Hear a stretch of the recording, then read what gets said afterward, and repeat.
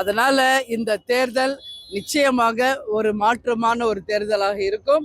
தமிழ்நாட்டுக்கு நிச்சயம் நல்லது நடக்க தேசிய முற்போக்கு திராவிட கழகம் மக்களுக்கு நாங்க துணை நிற்போம் என்பதை இந்த நேரத்தில் சொல்றேன். முதல் முறையா திரைத்துறையிலிருந்து விஜய் தேர்தலை சந்திக்க இருக்கிறார். முதல் முறையாவா? புரட்சி தலைவர் ஜெயலலிதா அம்மா, கேப்டன் எல்லாம் எவ்வளோ பேர் பார்த்தாச்சு. முதல் முறைன்னு சொல்லாதீங்க சரிங்களா? அதனால அவரை பத்தின கேள்வி அவர்கிட்டையும் அவங்க கட்சிக்காரங்க கிட்ட கேட்கணும்.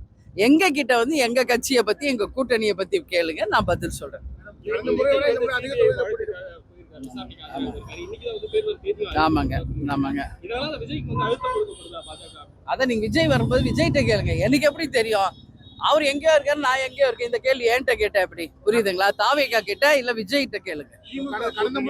தேமுதிக வந்ததால விடுதலை சிறுத்தைகள் கம்யூனிஸ்ட் கட்சிகள்லாம் கொஞ்சம் பாதிப்பு ஏற்பட்டிருக்காங்க, தொகுதி அளவுல பாதிப்பு ஏற்பட்டிருக்காங்க. அது நீங்க எப்படி யார் சொல்றாங்க?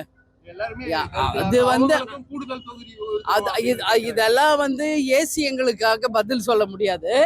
நான் அப்படியெல்லாம் யாருமே அப்படி கிடையாது. இந்த கூட்டணி பலமான ஒரு கூட்டணியா இருக்கு. இஃப்தார் நோன்பு விருதுல கூட்டணி கட்சியை சேர்ந்து எல்லாரும் பங்கேற்றாங்க. எல்லாரும் சந்தோஷமா இருக்காங்க.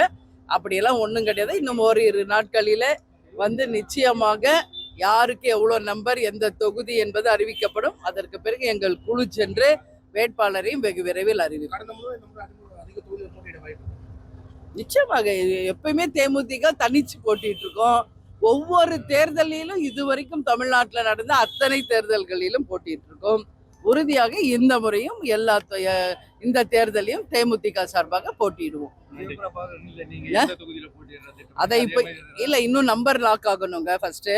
அப்புறம் தான் எது தொகுதி, அப்புறம் தான் யார் வேட்பாளர், இதெல்லாம் இன்னும் 2-3 நாள்ல ஃபைனல் ஆயிரும். அதுக்கப்புறம் உங்களுக்கு அதிகாரப்பூர்வமா நாங்களே அறிவிக்கிறோம்.